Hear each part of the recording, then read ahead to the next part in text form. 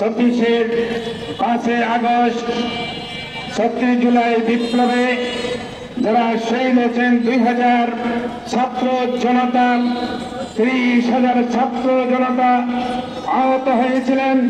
একটি সুন্দর দেশ, একটি মানবিক বাংলাদেশ, একটি ন্যায় ভিত্তিক বৈষম্যহীন সমাজ প্রতিষ্ঠার জন্য তারা জীবন দিয়েছিলেন।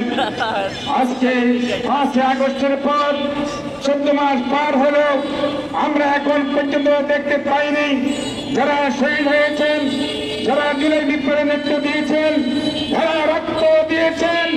37 জুলাই বিপ্লবের আজ পর্যন্ত আইনি স্বীকৃতি এখন পর্যন্ত আমরা বাস্তবায়নটা দেখতে পাইনি।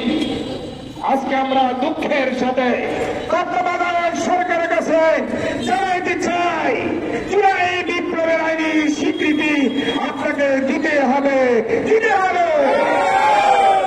সম্মানিত ভাই সাহেব, আমরা জুলাই বিপ্লবে যারা শহীদ হয়েছেন, যারা রক্ত দিয়েছেন, তারা কোন দলকে আগামী নির্বাচনে দেশকে পরিচালনার জন্য তারা রক্ত দেয় নাই।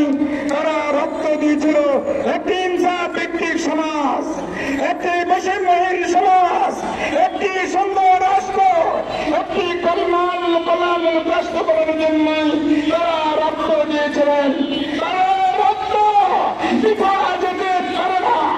আগামীতে অবাধ, সুস্থ, নিরপেক্ষ রাজ্যকে নির্বাচনের জন্য বিহারের পদ্ধতিতে নির্বাচন দিতে হবে। কি বলেন আপনারা? আগামীতে সুষ্ঠু নির্বাচনের সাথে বিহার পদ্ধতিতে নির্বাচন দিতে হবে।